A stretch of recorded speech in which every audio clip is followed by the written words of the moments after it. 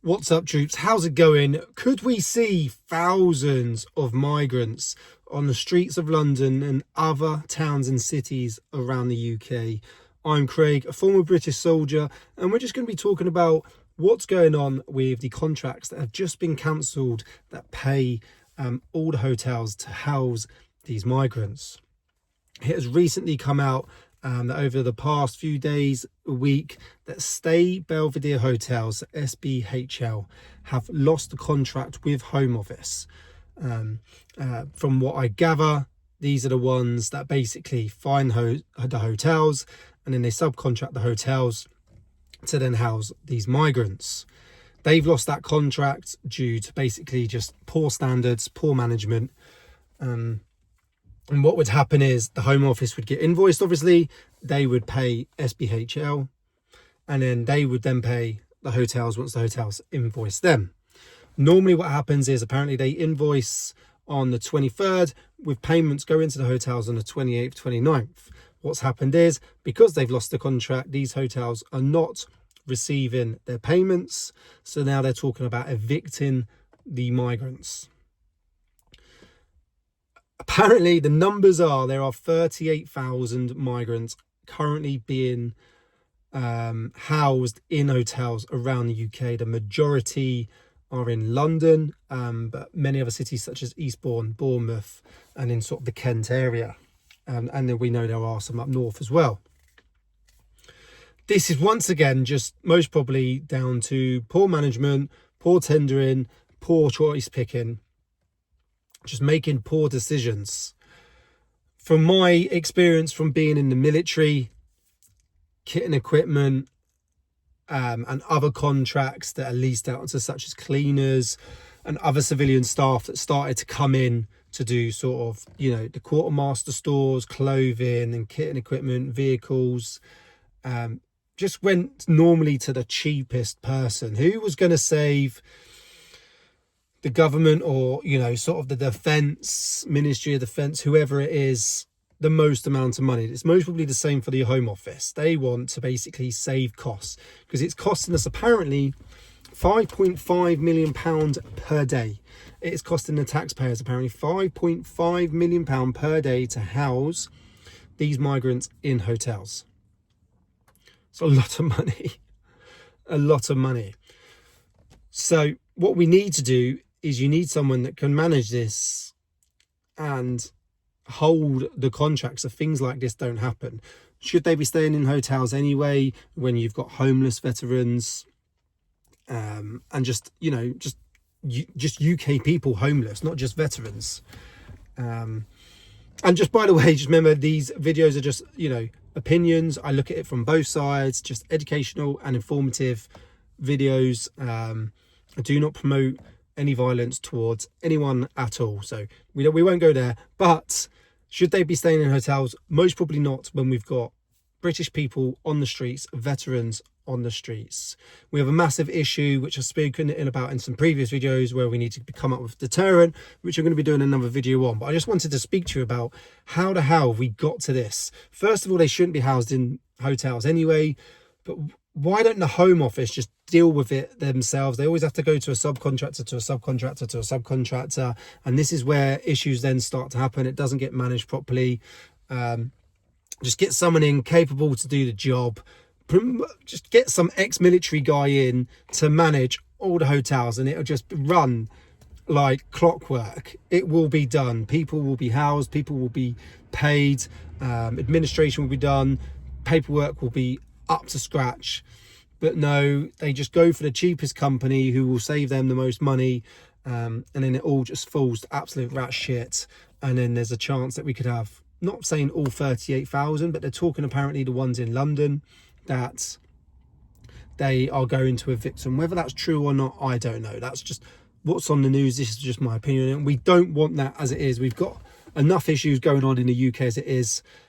Cost of living crisis, our pensioners, the economy's just gone to absolute crap, unemployment, all the benefit system, everything's changing with Labour. We've got enough illegals coming in as it is, let alone the ones that are already in the country and being housed and monitored, with them sort of just being chucked out onto the street and not knowing what's going on with them. What is it going to come to actually resolve this issue? I do not know. But people need to stop going for the cheapest possible contract and go for quality. Yes, it's costing a lot of money. I understand that, but you want things to run smoothly. You don't want to lose people. You don't want people evicted on the streets that shouldn't be on the streets, and you don't want the local people, the population, the British people in uproar. They're pissed off as it is. Let alone if we have a situation, I don't know, if you look at Los Angeles with the homelessness, there's absolute disarray. Can you imagine the streets of London's just like that with illegal migrants? It just wouldn't look good, and it wouldn't go down well with the British people.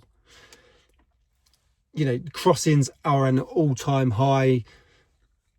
It's just absolute complete shambles. Apparently Mears Serco and another company are taking over the contract now to house these migrants in hotels, but SBHL, so Stay Belvedere Hotels, need to make the most up-to-date payments. Apparently they've received the money from the Home Office, and they need to make these to the hotels, so the hotels can then make their insurance payments. And what you've got to remember is, this is why the hotel shouldn't have took it in the first place, is these hotels are absolutely screwed now, in my personal opinion, because they most probably, that's it now. They've lost your standard normal leisure business, because they just house migrants, and people know they house migrants. They've obviously lost regular customers. Once these migrants go, they've basically got to start from scratch as a new business again, as a new hotel. So let's just say all is absolutely amazing. We manage to get rid of all the migrants and they go back to their countries, or they claim asylum, and the hotels become empty. What do these hotels now do? And it's been reported that these hotels can't renegotiate with another business, because apparently there's a non-disclosure agreement that stops them from renegotiating a new contract with another business to house migrants for 5 years, which is absolutely ridiculous. Crazy. What is going on with this world? But if you haven't seen my previous video on the British Army sort of reserve regular border force regiment, which could be an absolute brilliant idea, co-working with Marines and Navy, go and check out that video. It's called Solving the UK Immigration Crisis. You've got my other video as well on the UK immigration crisis I did a couple of weeks ago. Go and check that out. I'd love to know your thoughts on this.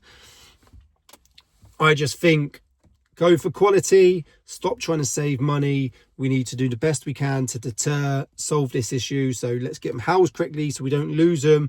They don't end up on the streets, making our streets absolute shitty. Then let's get them back to their country or whatever it is as quickly as possible. Let's get the correct people in for the job, so we've got quality, we've got disciplined people, all the admins up to scratch. We can start getting these numbers down, and everything can being done correctly, instead of just constant mess, constant fuck ups is basically what it is, isn't it?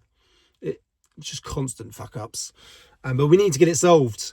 Get the British Army in to just deal with the whole process, get it managed well, and get a deterrent out there. Yeah, let us know what your thoughts are in this, but I just wanted to update you, but that's the possible case of what could be going on, and I'd be interested to know your thoughts on this. Any more news I'll get on this, I will update you.